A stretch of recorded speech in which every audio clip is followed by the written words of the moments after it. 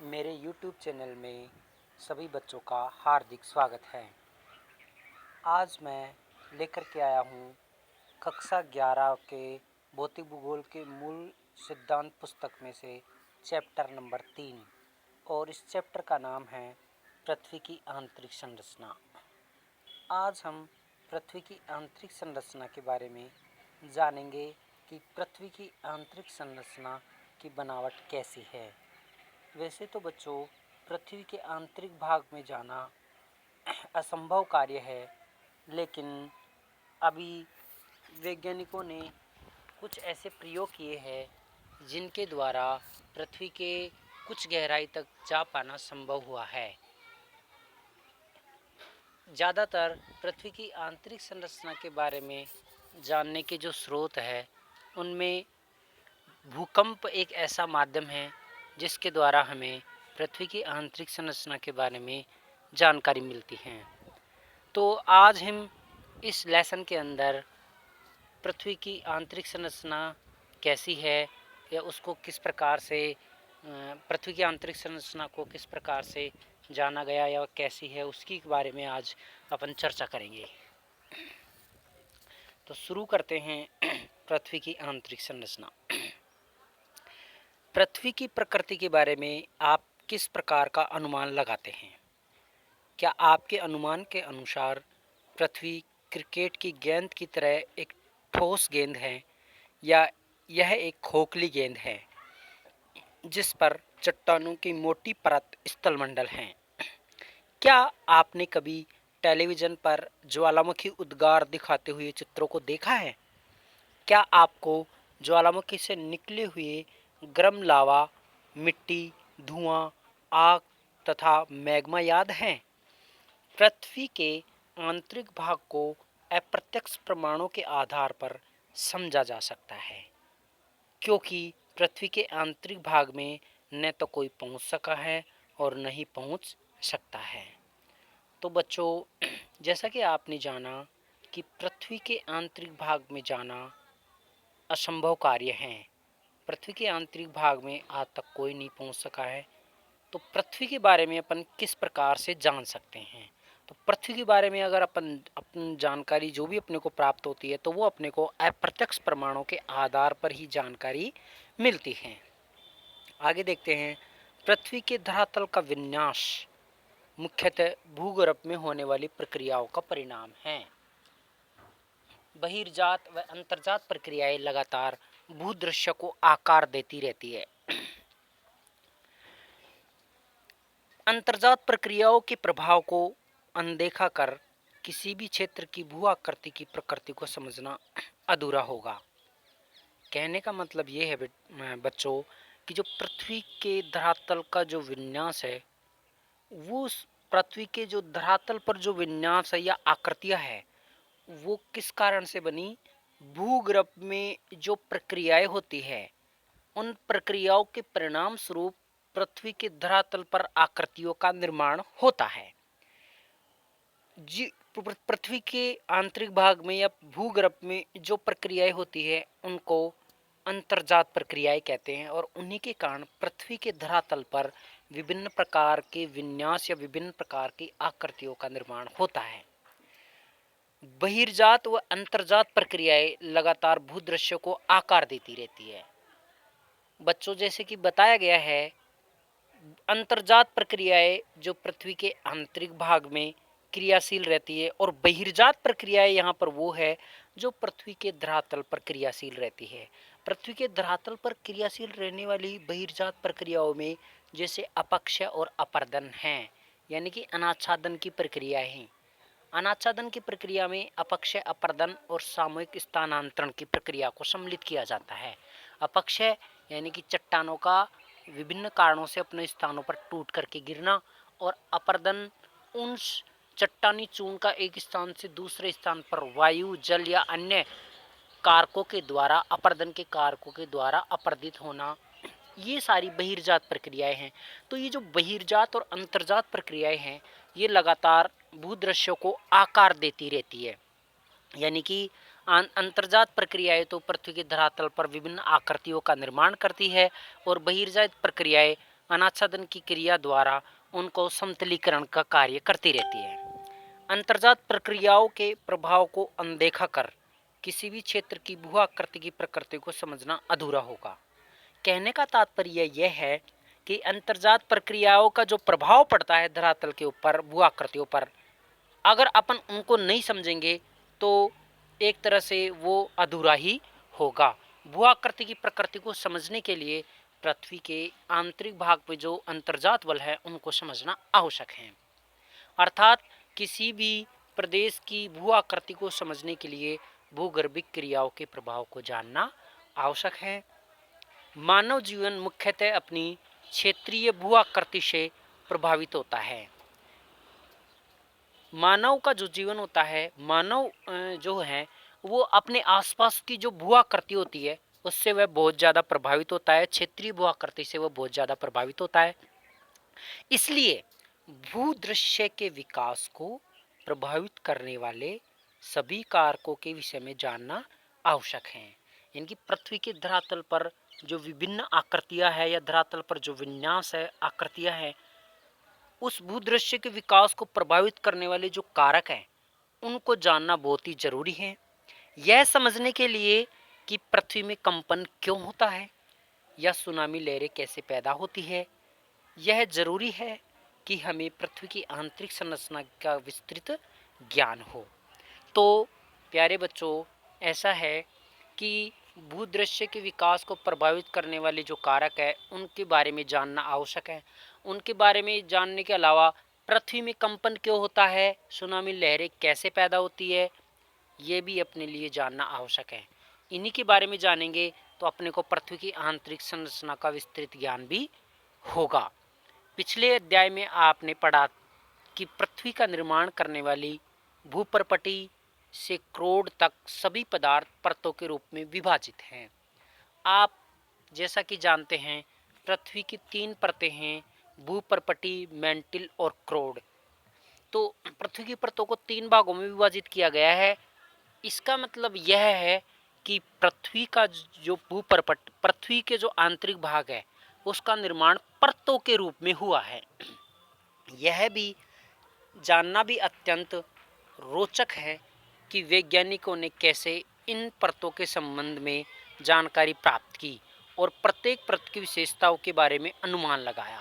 तो यह भी बच्चों एक सोचने वाली बात है कि वैज्ञानिकों ने, जहाँ पृथ्वी के आंतरिक भाग में अपन जा भी नहीं सकते, लेकिन फिर भी वैज्ञानिकों ने उसके बारे में कैसे जानकारी प्राप्त कर ली और प्रत्येक परत की विशेषताओं के बारे में भी वैज्ञानिकों ने कैसे बता दिया। तो यह अध्याय इसी विषय से संबंधित है। अर्थात अपने को इसी चीज़ के बारे में यह लेसन बताएगा कि पृथ्वी के आंतरिक भाग में परतों का निर्माण किस प्रकार से हुआ, किन किन पदार्थों से परतें बनी हुई है और पृथ्वी की आंतरिक संरचना कैसी है। अब अगला जो अपना बिंदु है वह है भूगर्भ की जानकारी के साधन। अर्थात पृथ्वी के आंतरिक भाग के बारे में जानकारी देने वाले साधन कौन कौन से हैं, तो उन्हीं के बारे में अब अपन जानेंगे। पृथ्वी की त्रिज्या 6370 किलोमीटर है। पृथ्वी की आंतरिक परिस्थितियों के कारण यह संभव नहीं है कि कोई भी पृथ्वी के केंद्र तक पहुंचकर उसका निरीक्षण कर सके या वहां के पदार्थ का कुछ नमूना प्राप्त कर सके। तो पृथ्वी की इतनी आंतरिक गहराई में जा ही नहीं सकते, उसका निरीक्षण भी नहीं कर सकते, या वहाँ से कुछ पदार्थ लाकर उसका नमूने को भी अपन प्राप्त नहीं कर सकते।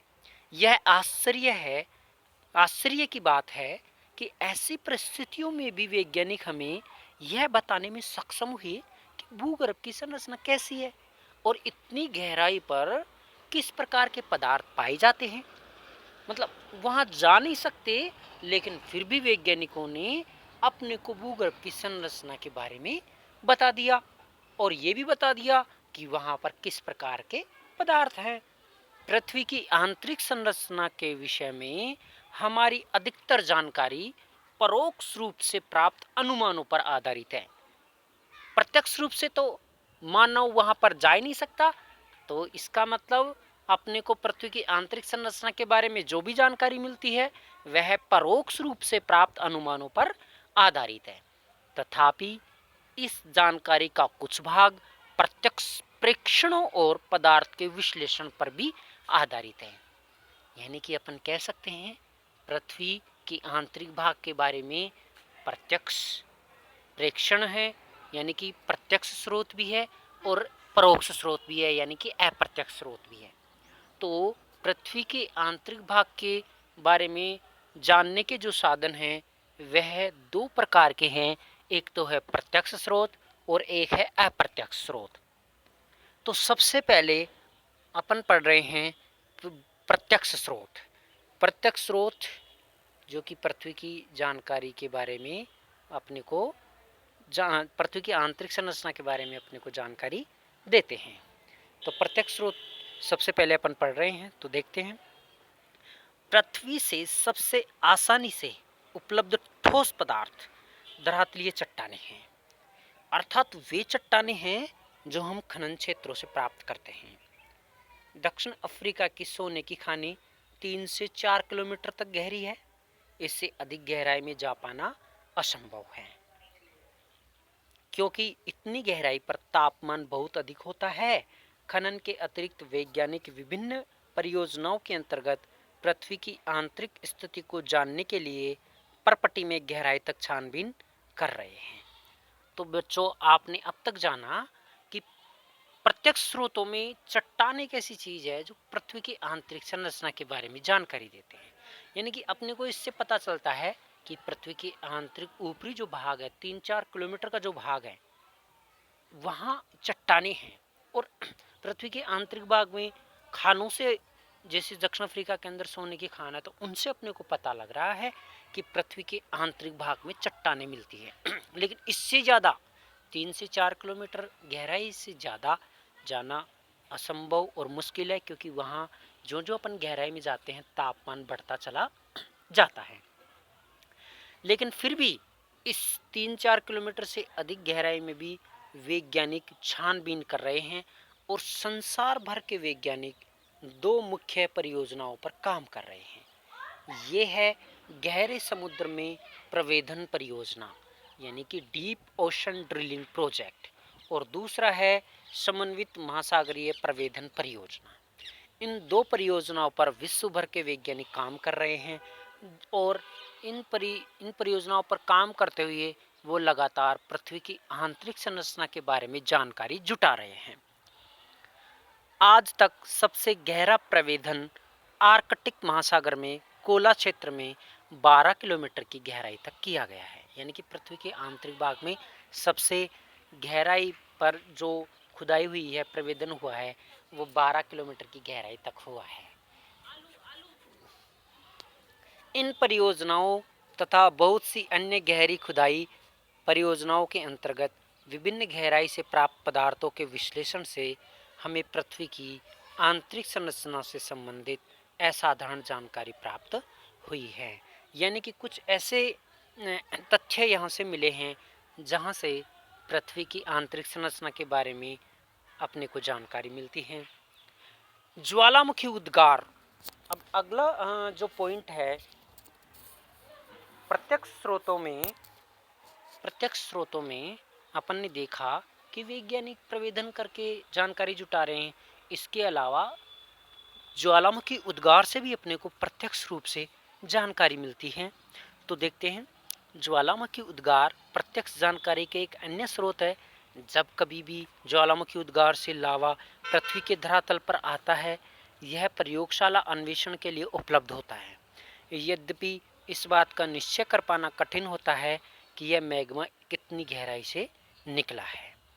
तो बच्चों, ज्वालामुखी उद्गार से भी अपने को पृथ्वी की आंतरिक संरचना के बारे में जानकारी मिलती है, क्योंकि जब ज्वालामुखी उद्गार होता है तो ज्वालामुखी उद्गार में बहुत सारे पदार्थ पृथ्वी के आंतरिक भाग से बाहर धरातल पर आते हैं, और वो जो लावा जो निकलता है उसके परीक्षण के द्वारा पृथ्वी की आंतरिक संरचना के बारे में जानकारी प्राप्त की जाती है। लेकिन अपने को यह तो पता लगता है कि पृथ्वी के आंतरिक भाग में यह इस प्रकार का लावा होता है, लेकिन इस चीज़ का पता नहीं लग पाता कि वह कितनी गहराई से पृथ्वी के आंतरिक भाग से निकला है। तो बच्चों, आपने देखा कि ये प्रत्यक्ष स्रोत जिसमें ज्वालामुखी उद्गार और वैज्ञानिकों के द्वारा जो प्रवेदन का कार्य किया जा रहा है और चट्टानें हैं, उनसे अपने को प्रत्यक्षतः पृथ्वी की आंतरिक संरचना के बारे में जानकारी मिलती है। अब नंबर 2 पे भूगर्भ की जानकारी देने वाले साधनों में है अप्रत्यक्ष स्रोत। तो अब चलिए अप्रत्यक्ष स्रोतों के बारे में पढ़ते हैं। पदार्थ के गुणधर्म के विश्लेषण से पृथ्वी के आंतरिक भाग की अप्रत्यक्ष जानकारी प्राप्त होती है। तो बच्चों, सबसे पहले यहाँ पर आ रहा है पदार्थ के गुणधर्म। पृथ्वी के आंतरिक भाग का कोई भी पदार्थ, कोई भी हिस्सा जहाँ से कुछ पदार्थ लिया गया हो, तो उस पदार्थ के बारे में जानकारी प्राप्त करके या उस पदार्थ का गुणधर्म कैसा होगा, पृथ्वी के आंतरिक भाग से कोई भी पदार्थ ले लिए अपन और ये देखेंगे कि जिस भाग से पृथ्वी की जितनी गहराई से वो पदार्थ लिया गया है, उस कंडीशन में उस पदार्थ का गुणधर्म कैसा होगा, इसकी विशेषताएं कैसी होगी। तो इस प्रकार से किसी भी पदार्थ के गुणधर्म से पृथ्वी के आंतरिक भाग की अप्रत्यक्ष जानकारी प्राप्त होती है।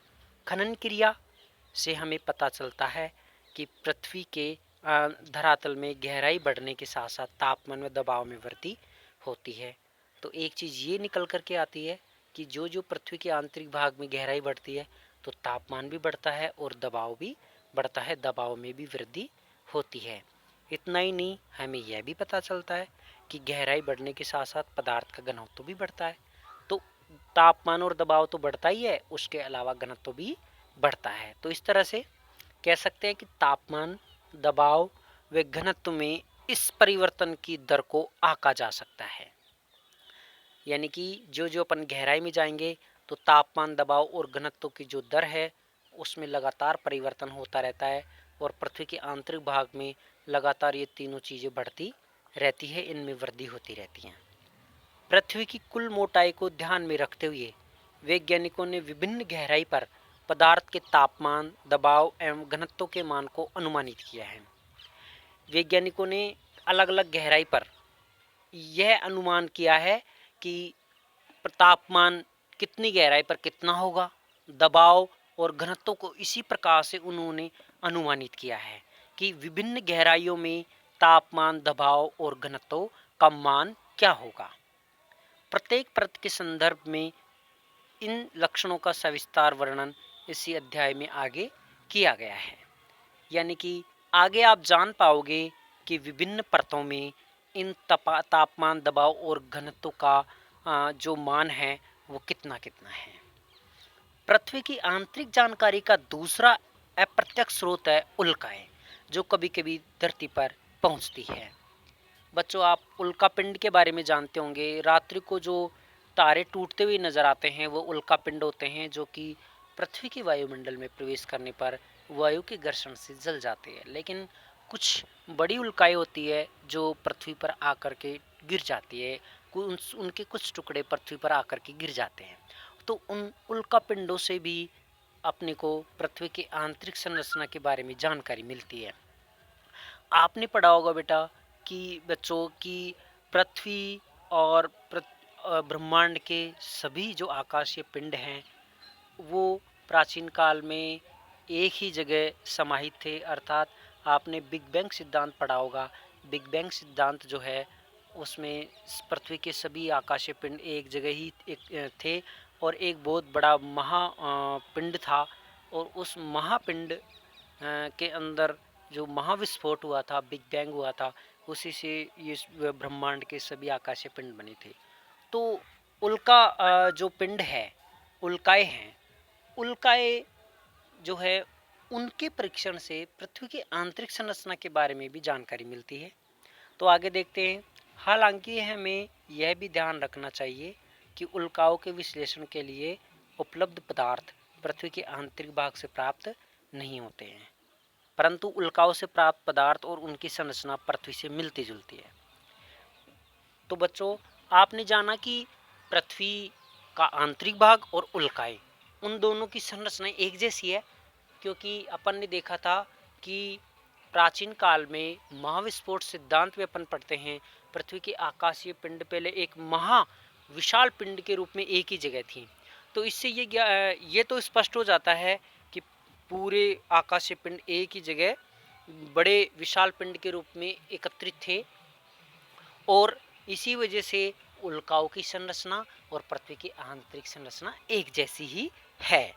तो अपने को ये बात स्पष्ट रूप से पता चल रही है कि किस प्रकार से पृथ्वी आंतरिक भाग में किस प्रकार की बनी हुई है। तो अपन कह सकते हैं कि उल्काओं से अपने को बहुत सारी जानकारी मिलती हैं, परंतु उल्काओं से प्राप्त ये उल्काएं वैसे ही पदार्थ के बने ठोस पिंड है जिनसे हमारा ग्रह पृथ्वी बना है। अतः पृथ्वी की आंतरिक जानकारी के लिए उल्काओं का अध्ययन एक अन्य महत्वपूर्ण स्रोत है। यानी कि पृथ्वी की आंतरिक संरचना के बारे में हमारे को उल्काएं भी महत्वपूर्ण जानकारी देती हैं। इसके अलावा अन्य अप्रत्यक्ष स्रोतों में गुरुत्वाकर्षण, चुंबकीय क्षेत्र व भूकंप संबंधी क्रियाएं शामिल हैं। देखा होगा बच्चों आपने, पृथ्वी के अंदर गुरुत्वाकर्षण बल होता है, पृथ्वी का एक चुंबकीय क्षेत्र होता है और उसके अलावा भूकंप संबंधी क्रियाएं हैं, उनसे भी अपने को पृथ्वी की आंतरिक संरचना के बारे में जानकारी मिलती है। पृथ्वी के धरातल पर भी विभिन्न अक्षांशों पर गुरुत्वाकर्षण बल एक समान नहीं होता है। प्यारे बच्चों, आपको ध्यान रखने योग्य बात है कि पृथ्वी का जो धरातल है वहाँ पर विभिन्न अक्षांशों पर गुरुत्वाकर्षण बल अलग अलग होता है। यह गुरुत्वाकर्षण बल ध्रुवों पर अधिक एवं भूमध्य रेखा पर कम होता है, क्योंकि आपको पता है कि पृथ्वी का जो क्रोड भाग है, पृथ्वी का कोर भाग है, वो निकिल और फेरस जैसी चुंबकीय पदार्थों से बने हुए हैं। लोहे तत्व उनके अंदर ज़्यादा मौजूद है। तो जो पृथ्वी का कोर भाग है उसके अंदर चुंबकीय गुण ज़्यादा विद्यमान है। और आप लोगों को पता है कि पृथ्वी का जो वृत्त है, भूमध्य रेखा है, वहाँ पर पृथ्वी सबसे ज़्यादा मोटी है और ध्रुवों पर वो चपटी हुई है। तो ध्रुवीय क्षेत्र उस कोर भाग के ज़्यादा नज़दीक है और जो भूमध्य रेखा के जो भाग है वो कोर भाग भूमध्य रेखा से थोड़े दूर हैं। इसलिए ध्रुवों पर जो गुरुत्वाकर्षण बल है वो अधिक होता है और भूमध्य रेखा पर कम होता है। पृथ्वी के केंद्र से दूरी के कारण गुरुत्वाकर्षण बल ध्रुवों पर अधिक और भूमध्य रेखा पर कम होता है। गुरुत्व का मान पदार्थ के द्रव्यमान के अनुसार भी बदलता है। पृथ्वी के भीतर पदार्थों का असमान वितरण भी इस भिन्नता को प्रभावित करता है। प्यारे बच्चों, पृथ्वी के आंतरिक भाग में निकल और फेरस जैसे पदार्थ सभी जगह समान नहीं है और सभी जगह समान नहीं होने के कारण जो गुरुत्वाकर्षण बल भी है वो सभी जगह अलग अलग है। जहाँ पर चुंबकीय पदार्थ पृथ्वी के भाग में ज़्यादा है तो वहाँ पर पृथ्वी का गुरुत्वाकर्षण बल ज़्यादा मिलेगा और जहाँ पर पृथ्वी के आंतरिक भाग में जो चुंबकीय पदार्थ हैं वो कम हैं तो वहाँ पर गुरुत्वाकर्षण बल कम मिलेगा। अलग अलग स्थानों पर गुरुत्वाकर्षण की भिन्नता अनेक अन्य कारकों से भी प्रभावित होती है।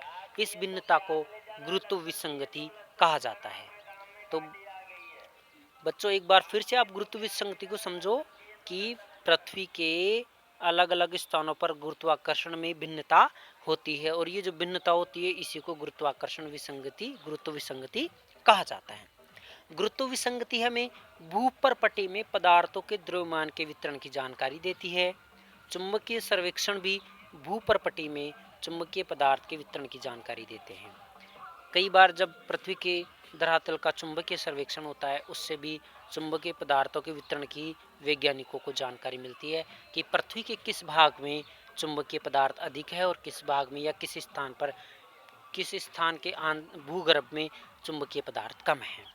भूकंपीय गतिविधियाँ भी पृथ्वी की आंतरिक जानकारी का एक महत्वपूर्ण स्रोत है। अतः हम कुछ विस्तार से इस पर भी अब चर्चा करेंगे।